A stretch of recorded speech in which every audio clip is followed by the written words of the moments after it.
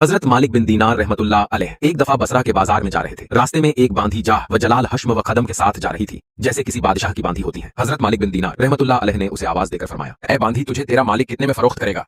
बांधी ने हैरानी से उनकी तरफ देखकर कहा, अगर मेरा मालिक मुझे फरोख्त करेगा भी तो क्या तुझ जैसा फकीर मुझे खरीद सकता है? आपने फरमाया, हाँ खरीद सकता हूँ, बल्कि तुझसे बेहतर को खरीद सकता हूँ। लड़की हंसने लगी और अपने सिपाहियों से कहा, इसे पकड़ कर ले चलो। जब वो उन्हें बादशाह के पास ले गई तो बादशाह ने जैसे ही मालिक बिन दीनार रहमतुल्लाह अलैह को देखा तो उस पर हेबत तारी हो गई। बादशाह ने कहा, आप क्या चाहते हैं? उन्होंने कहा, तू अपनी बांधी मेरे हाथ फरोख्त कर दे। बादशाह ने कहा, क्या तुम इसकी कीमत दे पाओगे? मालिक बिन दीनार रहमतुल्लाह अलैह ने कहा, मेरे नजदीक इसकी कीमत खजूर की 2 भीजी हुई गुटली के बराबर भी नहीं है। बादशाह ने कहा, तुमने इसकी कीमत किस मुनासिबत से लगाई? मालिक बिन दीनार रहमतुल्लाह अलैह ने फरमाया, इसमें ऐब है। बादशाह ने पूछा, इसमें क्या ऐब है? आपने फरमाया, अगर इतर न लगाए तो बदन से बू आने लगे, दांत न मांजे तो मुंह से बू आने लगे, अगर बालों में कांघी न करे, तेल न लगाए तो उनमें जूहे पड़ जाए, बू आने लगे, जरा उम्र बढ़ जाएगी तो बूढ़ी हो जाएगी। हे जिसको आता है पेशाब पाखाना ये करती हैं, हर किस्म की गंदगियां इसमें है, थूक और नाक के चूहे वगैरह वगैरह इसमें से निकलते रहते हैं। खुद गरज इतनी है कि अपनी गरज से तुझसे मोहब्बत करती है, महज अपनी गरज से तुझसे उल्फत जताती है। आज कोई तकलीफ तुझसे पहुंच जाए तो सारी मोहब्बत खत्म हो जाए। इंतहाई बेवफा, कोई कोल व करार पूरा ना करे, इसकी सारी मोहब्बत झूठी है। मेरे पास इससे 1000 दर्जे बेहतर बांधी है, इससे निहायत ही कम कीमत में वो काफूर के जौहर से बनी है, मुश्क व जाफरान की मिलावट से पैदा की गई है, उस पर मोती और नूर लपेटा गया है। अगर खारे पानी में उसका आबे दहन डाल दिया जाए तो वो पानी मीठा हो जाए, अगर मुर्दे से बात करे तो वो जिंदा हो जाए, उसकी कलाही आफताब के सामने कर दी जाए तो आफताबे नूर हो जाए, अगर वो अंधेरे में आ जाए तो सारा घर रोशन हो जाए, अगर दुनिया में वो अपनी जेब व जीनत के साथ आ जाए तो सारा जहां मुवत्तर हो जाए। उस बांधी ने मुश्क व जाफरान के बागों में परवरिश पाई है, याकूत व मरजान की टहनियों पर खेली है, हर तरह के नियमतों के खेमे में उसका महल सराय है। तस्नीम जो जन्नत की नहरों में से एक नहर है, उसका पानी पीती है, कभी वादा खिलाफी नहीं करती,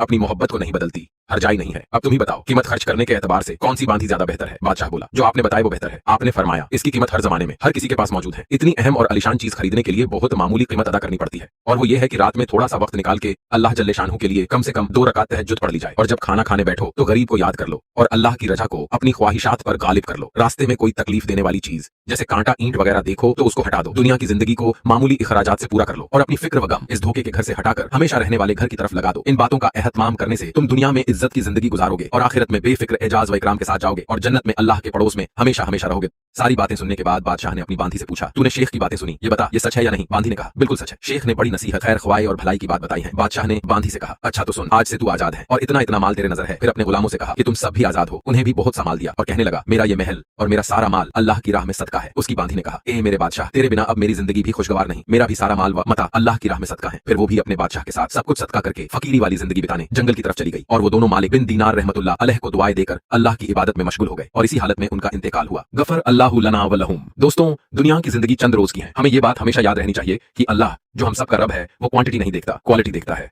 अल्लाह हमारे माल और सूरत नहीं देखता, बल्कि अल्लाह हमारे दिलों को, आमालों को देखता है। दोस्तों, अगर वीडियो अच्छी लगी हो तो लाइक जरूर करना और दूसरों तक शेयर जरूर करना। मिलते हैं अगली वीडियो में, तब तक के लिए सलामुन अलैकुम।